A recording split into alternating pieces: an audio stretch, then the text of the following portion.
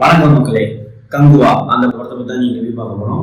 So first இந்த படத்தில் யாரெல்லாம் நடிச்சிருக்காங்கன்னு பார்த்தீங்கன்னா சூர்யா, திஷா பட்டானி, யோகி பாபு, ரெடி கிச்லி, கேஎஸ் ரவிக்குமார், அப்புறம் நட்லி அவர்கள், அப்புறம் போஸ் வெங்கட் கூட ஒரு முக்கியமான ரோல் பண்ணியிருக்காரு. இந்த மாதிரி ஏகப்பட்ட பேர் இருக்காங்க. மெயினாக வந்து பாபி டியோல் ஹிந்திலேருந்து வந்து அவர் வில்லனாக பண்ணியிருக்காரு.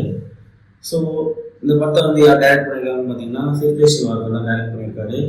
டிஎஸ்பி தேவி ஸ்ரீ பிரசாத் அவர்கள் தான் வந்து மியூசிக் போட்டிருக்காரு. வெற்றி அவர்கள் தான் சினிமாட்டோகிராஃபர் பண்ணியிருக்காரு. அதுக்கப்புறம் பார்த்தீங்கன்னா ப்ரொடியூஸ் வந்து ஸ்டுடியோ கிரீன் ஞானவேல் ராஜா அவர் தான் வந்து ப்ரொடியூஸ் பண்ணியிருக்காரு. ஒரு 2.5 இயர்ஸ் கழித்து ஒரு சூர்யா படம். மோஸ்ட் வெயிட்டட் படமா அப்படின்னு கேட்டிங்கன்னா வந்து அந்தளவு ஒரு பெரிய ஓப்பனிங் கிடைக்கல இந்த படத்துக்கு. இந்த அவங்க பண்ண ப்ரொமோஷனுக்கு ஓப்பனிங் வந்து கொஞ்சம் கம்மியாக தான் இருந்தது. அதை தாண்டி வந்து ஒரு சூர்யா படம் 2 வருஷம் கழிச்சு அதை தாண்டி பர்சனலாக இன்னொன்று சொல்லணும்னு நினச்சிங்கன்னா வந்து நான் யூடியூப் சேனல் ஆரம்பித்து இதுதான் ஃபஸ்ட்டு சூர்யா படம் நான் ரிவ்யூ பண்ணுறது. அதுவே ஒரு மாதிரி எக்ஸைட்டடாக இருக்குது. இந்த படம் பார்க்க ஆரம்பிக்கும் போதுலேருந்து நான் எக்ஸைட்டடாக இருந்தேன். ஏன்னா வந்து நம்ம ஃபஸ்ட் டைம் வந்து சூர்யா படத்தை ரிவ்யூ பண்ண போகிறோம் அப்படின்ட்டு. ஸோ இந்த படத்தோட ஒன்லைன் பற்றி கேட்டிங்கன்னா வந்து ஒரு 100-200 வருஷத்துக்கு முன்னாடி ஒரு ப்ராமிஸ் வந்து வைக்கப்படுது. அது வந்து அப்போ என்ன ஆச்சு, அதனால் இப்போ அது அந்த சரியாக இல்லாதனால அதுக்காக ஒரு ப்ரெசென்ட்டில் அந்த அந்த ப்ராமிஸ் வந்து சக்ஸஸ் ஆகுதா இல்லையா, என்ன மாதிரியான விஷயங்கள், அந்த ப்ராமிஸ் யாருக்கு யார் பண்ணுறாங்க, அது என்ன ப்ராமிஸ், அதெல்லாம் தான் வந்து படத்தோட மெயின் கதையாக இருக்குது. ஸோ எல்லாருக்குமே தெரியும் சூர்யா வந்து கங்குவா அப்படின்ற கேரக்டர் பண்ணியிருக்காரு. அது இல்லாமல் வந்து ப்ரெசென்ட்டில் வந்து ஃப்ரான்சிஸ் அப்படின்ற ஒரு கேரக்டர் பண்ணியிருக்காரு. ஸோ அந்த 2 கேரக்டர் பற்றி நான் ஃபஸ்ட்டு பேசிடுறேன். ஃப்ரான்சிஸ் வந்து இப்போது கோவாவில் இருக்கிற ஒரு ப்ரெசென்ட் கேரக்டர். அது வந்து பவுண்டி ஹண்டர் அப்படின்ற போலீஸால் பிடிக்க முடியாத ஆளுங்களை வந்து சூர்யா டீம் வந்து பிடிச்சி தருவாங்க அப்படின்றது தான். அது வந்து 2 டீமாக சூர்யா டீம், திஷா பட்டானி டீம் வந்து 2 பேர் இருக்காங்க. ஸோ இவங்க 2 பேர் பண்ணுற அந்த ஃபஸ்ட்டு ஒரு 15 to 20 minutes ஆன ஒரு விஷயம் வந்து அந்த இடமே ஒரு மாதிரி காமெடியாக பண்ணி ஜோவியலாக எடுத்து போகணும்னு நினச்சிருக்காங்க. அது மெயினாக பெரிய ஒரு ட்ராபேக்காக அமைஞ்சிருச்சு. படம் ஸ்டார்டிங்லேயே என்னடா படத்தோட முடி இப்படி தான் போகுமா அப்படின்ற மாதிரி ஆயிடுச்சு. ஏன்னா வந்து நம்ம வந்து ஒரு எக்ஸ்பெக்டேஷனோடு போயிருக்கோம். ஒரு அவங்க வேறு ஃபயராக இருக்கும்னு சொன்னதுனால வந்து நம்ம அப்படி தான் இருக்கும்னு போகும்போதே எடுத்தோடனே ஃப்ரான்சிஸ் கேரக்டர் வந்து ரொம்ப ஜோவியலாக காமிச்சது வந்து நல்லாவே இல்லை. ப்ளஸ் யோகி பாபு ரெடிங் கிங்ஸ்லியோட காமெடிலாம் வந்து பெருசாக ஒர்க் அவுட் ஆகலை. ஒரு மாதம் சொன்னோன்னா ஓப்பனாக கிரிஞ்சாக தான் இருந்தது. அதை தாண்டி ஒரு 20 minutes கழிச்சு கங்குவா கொஸ்டின்ஸ்குள்ளே போகிறாங்க. அங்கே தான் வந்து கொஞ்சம் போகிறது. ஓகே, கங்குவாவோட கேரக்டர் வந்து கொஞ்சம் நல்லா நீட்டாக இருக்குது. மெயினாக திஸ் மேன் சூர்யா உயிரை கொடுத்து நடிச்சிருக்காப்படி சும்மா வார்த்தைக்கு சொல்கிறது இல்லை. From frame 1 to last frame இருக்கும் நீங்கள் வந்து எது வேணால் வர சொல்லிடலாம். சூர்யாவோட ஆக்டிங்கும் சூர்யாவோட டெடிக்கேஷனும் நீங்கள் எதுவுமே சொல்ல முடியாது. பிகாஸ் நான் வந்து எனக்கு தெரிஞ்சு நான் சிங்கம்லேருந்து தான் சூர்யா பார்க்க ஆரம்பித்தேன். அப்போலேருந்தே நான் இந்த மேலே பார்த்துட்ருக்கேன். நடுவில் நிறைய ஃபால்ஸ் இருக்குது. பட் ஆனால் அவருக்கு கொடுக்க வேண்டியது தான் அவர் கரெக்டாக கொடுத்துருவார். அது வந்து நீங்கள் அந்த படமே ஃப்ளாப்பாக இருக்கட்டும், பட் சூர்யாவோட பர்ஃபார்மன்ஸ் நீங்கள் எதுவுமே சொல்ல முடியாது. அதே மாதிரி தான் இந்த படத்துலையும்.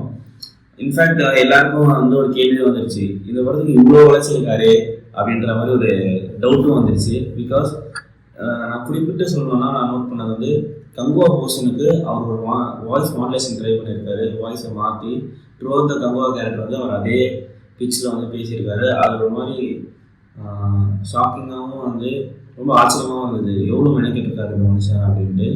அஃப்கோர்ஸ் த 6 pack அந்த பாட்டாக கூட இருக்கலாம். அதுவும் ரொம்ப அழகாக அந்த எஃபெக்ட் பார்க்க முடியுது. இன்னும் இப்படி இருக்கு இந்த உடம்பு அப்படின்ற மாதிரிலாம் அந்த கிளைமேக்ஸ் பர்சனில் இருந்தது. ஸோ அந்த மேன் வந்து இந்த மாதிரி பண்ணுறதுக்கு இந்த படம் என்னெல்லாம் வந்து தேவைப்படுதா அந்த படத்துக்கு அப்படின்னா வந்து அதுதான் தேவைப்படாத ஒரு படத்துக்கு இவ்வளோ பண்ணியிருக்காரு அப்படின்றது தான் வந்து ஒரு வருத்தமாகவே இருக்குது. அது அப்புறம் சொல்கிறேன் என்னன்ட்டு. ஸோ சூர்யா 1000% எஃபர்ட் போட்டிருக்காரு. அதுக்கப்புறம் திஷா பட்டானி ஆஃப்கோர்ஸ் வந்து ப்ரெசென்ட்டில் வந்து கொஞ்சம் நேரம் யூஸ் பண்ணியிருக்காங்க. மற்றபடி பெருசாக அவங்க பற்றி சொல்கிறதுக்கும் இல்லை, அவங்களோட கேரக்டரைசேஷன் ஆர்ட்டும் நல்லா இல்லை. ஏன்னா ப்ரெசென்ட் வந்து ரொம்பவே வந்து டெக்னிக்ஸாக தான் வச்சுருக்காரு. அது வந்து நம்ம தெலுங்குல மாவீரன் அதெல்லாம் வந்து சொல்லலாம். பட் ஆனால் வந்து அந்த அளவுக்கும் இல்லை, அதெல்லாம் பர்ஃபெக்டாக இருந்தது. ரைட்டிங் எதுவுமே சரியில்லை ப்ரெசென்ட்டுக்கு. கேரக்டராகவும் நல்லா இல்லை. கேஎஸ் ரவிக்குமார் ஏன் இருக்காருன்னு தெரியல. யோகி பாபு ரெடி கிங்ஸ்லாம் வந்து என்ன பண்ணுறாங்கன்னே தெரியல. Yogi Babu comedies sometimes work out ஆகும், இதில் வந்து சுத்தமாக ஒர்க் அவுட் ஆகலை.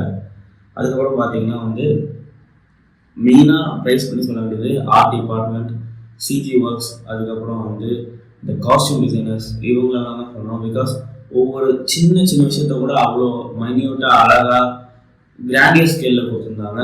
நீங்கள் அந்த ஸ்க்ரீனில் விஷுவலாக பார்க்கும்போது உங்களால் வந்து ஒரு குறையும் சொல்ல முடியாது. எஸ்பெஷலி வந்து சூர்யா கூட இடத்துல சொல்லியிருப்பாரு, இது எல்லாரும் வாய் கொண்டு பார்ப்பாங்க அப்படின்ட்டு. கேமரா ஒர்க் கூட சூப்பராக இருந்தது. பட் ஆனால் என்ன பிரயோஜனம், ஒருத்தர் தப்பு பண்ணிட்டாரு, அதனால் இதெல்லாம் வந்து பெருசாக பார்க்க முடியல. எல்லாருமே வந்து அது நல்லா தான் இதை ப்ரைஸ் பண்ணியிருப்பாங்க. இதை மட்டும் ப்ரைஸ் பண்ணிட்டு எனக்கு போடுறது வந்து யாருக்குமே வந்து அந்தளவுக்கு நல்ல மனசு இப்போ இல்லை. பிகாஸ் எல்லாரோட எஃபெக்ட்டுமே சூப்பராக இருந்தது. கேமராமேனு, ஆர்ட் ஒர்க்கு, அதுக்கப்புறம் சிஜிலாம் சூப்பராகவே இருந்தது. எங்கேயுமே வந்து எனக்கு பெரிய இன்னும் இவ்வளோ கேவலமாக சிஜி பண்ணியிருக்காங்க அப்படின்றதெல்லாம் எனக்கு பெருசாக எங்கேயுமே காட்டப்படலை. ஸோ அந்தளவுக்கு நீட்டாக பண்ணியிருந்தாங்க. பாபி டியோல் பற்றி சொல்லணும்னா அவரு கூட வந்து சும்மா ஒருத்தரை காட்டுவோம், அவன் பார்க்க கொடூரமாக இருப்பான் அப்படின்ற மாதிரி தான் இருந்தாரே தவிர வந்து பெருசாக அவருக்கான ஒரு ஆர்ட் ஸ்கெட்ச்லாம் பண்ணியிருக்காங்க அப்படின்னு பார்த்தீங்கன்னா இல்லை. அவரோட கேரக்டர் வந்து சும்மா அப்படியே கங்குவாவோட ஆப்போசிட் டீமு, அவங்க 3 பசங்க போய் சண்டை போட்டு செத்துட்டு வருவாங்க அப்படின்ற மாதிரி தான் இருந்தது. எங்கேயுமே ஒரு கனெக்டிவிட்டியே இல்லை. மெயினாக வந்து நான் இப்போ பேசணும்னா வந்து சிறுத்தை சிவா இருக்கார். தலைவன் வந்து ஆல்ரெடி அண்ணாத்த அப்படின்ற ஒரு படத்தை எடுத்திருக்காரு. அந்த படத்தில் வந்து கதை தான் மேட்ரு, அது கதையே இல்லை. அதனால் வந்து அது எவ்வளோ பெரிய அடி வந்துச்சுன்னு எல்லாருக்குமே தெரியும். இன்னி வரைக்குமே 3 years அண்ணாத்தெல்லாம் போட்டு கொண்டாடிட்டு இருக்காங்க, அதை போட்டு ட்ரோல் பண்ணிட்டு. ஸோ அந்த மாதிரியான ஒரு இடத்துலேருந்து சூர்யா மாதிரி ஒரு ஆக்டரை வச்சுக்கிட்டு நான் கங்குவான்ற ஒரு லார்ஜர் ஸ்கேலான ஒரு ப்ராஜெக்ட் எடுக்க போகிறேன் அப்படின்ட்டு வந்த அவர் ஒரு கதையோடு வந்து தான் நல்லா இருந்திருக்கும். இது எப்படி வந்து ஒரு ஆக்டர்கிட்ட சொல்லி ஓகே பண்ணுறாங்கன்னு தெரியல. கதையே இல்லை, அதை வந்து ஒரு 2 மணி நேரம் சொல்லி அவர் ஓகே பண்ணாருன்னு தெரியல. அது வந்து ஒருத்தர் வந்து நான் லார்ஜர் ஸ்கேலில் ப்ரொடியூஸ் பண்ணுறேன் அப்படின்னு சொல்லி ஒரு 2 வருஷம் ஒரு ஆக்டரோட உழைப்பு, எல்லாரோட உழைப்பு, ஆக்டருக்கு மட்டும் இல்லை, டெக்னீஷியன்ஸ் எல்லாரோட உழைப்பையுமே ஒரு 2 வருஷம் வேஸ்ட் பண்ணி இந்த மாதிரி ஒரு அவுட்புட் வருது. அவங்களாம் எந்த நம்பிக்கையில் சினிமா எப்படி பார்க்குறாங்க அப்படின்னு தெரியல. பிகாஸ் ஆஃப் நான் பாகுபலி பார்த்தேன், ட்ரிபிள் ஆர் பார்த்தேன், நான் அந்த மாதிரி ஒரு படம் எடுக்க போகிறேன் அப்படின்னா அதில் கூட கொஞ்சம் கதை இருக்குதுங்க. பாகுபலி ட்ரிபிள் ஆர்லாம் கூட ஸ்க்ரீன் பிளே கதை ரைட்டிங்லாம் இருந்தது. அதனால தான் அது அவ்வளோ பெருசாக ஒரு ஆர்ஜெக்ட ஸ்கேலாக மாறிச்சு. இதில் வந்து ரைட்டிங்கும் சரியில்லை, கதையும் இல்லை. அட்லீஸ்ட் கதை இல்லைனாலும் வந்து இது இப்படிலாம் ஒப்பேற்றலாம் அப்படின்னு ஸ்க்ரீன் பிளே பண்ணியிருந்தாங்கன்னா அந்த படம் வேறு மாதிரி மாறி இருக்கும். அதான் சொல்லல, ஸ்டார்டிங் ஃப்ரான்சிஸ் கேரக்டர் வந்து ரொம்பவே கிரிஞ்சாக ஒஸ்ட்டாக இருந்தது. கங்குவாக்குள்ள போகும்போது அது மாதிரி போயிட்டே இருக்கு, ஆனால் எங்கே போகுதுன்னு தெரியல. அது ஒரு ஆர்க்கு ஏறுறதும் தெரியல, அந்த ஆர்க்கு போயிட்டு இருக்காமலும் தெரியல, கதை எங்கே நவுறதுன்னு தெரியல. அதுக்குள்ளே பார்த்தீங்கன்னா வந்து ஒரு ரொம்ப நேரம் கழிச்சு ஒரு இன்டர்வல் பிளாக்கு, அந்த இன்டர்வல் பிளாக் கூட வந்து இதுதான் இன்டர்வல் பிளாக்கா அப்படின்ற ரேட்டில் தான் இருந்தது. அதுக்கப்புறம் வந்து செகண்ட் ஹாஃப் போகுது, அது மாதிரி அப்படி இப்படி போகுது. செட் பீஸாக வந்து சில ஃபைட் சீன்ஸ் எல்லாமே சூப்பராக தான் இருந்தது. பட் ஆனால் அதெல்லாம் தனித்தனியாக தான் இருக்கே தவிர அதெல்லாம் படத்தோட ஜெல்லாகலை. ஏன்னா படத்தில் கதை இல்லாதனால வந்து எதுவுமே ஜெல்லாக மாட்டேங்குது. நமக்கும் அதை வந்து அக்செப்ட் பண்ணிக்க முடியல. என்ன இது, ஒரு பையனை வந்து சூர்யா காப்பாற்றுறாரு, ஏன் அந்த பையன் தான் அவன் இது பண்ணுறானே, அந்த பாச பிணைப்பு வந்து நம்மளால் வந்து அக்செப்ட் பண்ணிக்க முடியல. இதெல்லாம் பெரிய மிஸ்டேக்காக இருந்தது. டிஎஸ்பி அவர்கள் ஓகே மியூசிக் வந்து நிறைய இடத்துல சப்போர்ட் பண்ணியிருக்கு. எஸ்பெஷலி வந்து மன்னிப்பு அப்படின்ற ஒரு சாங் வந்து படத்தில் பார்க்க சூப்பராகவே இருந்தது. அவரு கூட அவரோட ஒர்க் தான் சூப்பராக பண்ணியிருக்காரு. மெயினாக சிறுத்தை சிவா வச்சு செஞ்சுட்டாரு தான் சொல்லுவாங்க எல்லாரையும். ஸோ ஃபைனலி ஃபைனல் கட்டில் இட்ஸ் ஆவரேஜ் மூவி. ஃப்ரீயாக இருந்தீங்கன்னா மறக்காமல் போய் தேட்டரில் பார்த்து என்ஜாய் பண்ணுங்கள். தேங்க்ஸ் ஃபார் வாட்சிங்.